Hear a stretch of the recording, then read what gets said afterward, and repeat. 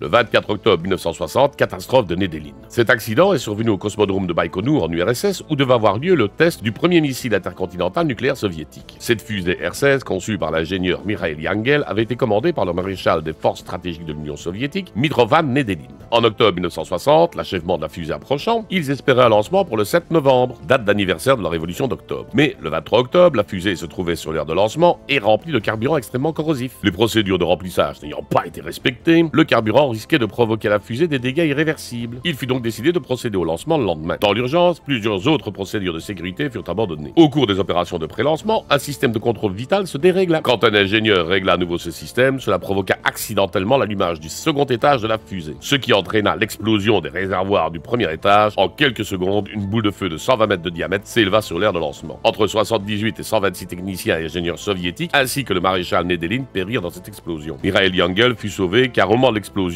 il se trouvait dans un bunker pour fumer. La catastrophe fut immédiatement considérée comme secret d'État par Nikita Khrouchtchev. On annonça rapidement la mort de Nedelin dans un accident d'avion et le secret ne fut levé qu'en 1990. Cette catastrophe porte désormais son nom.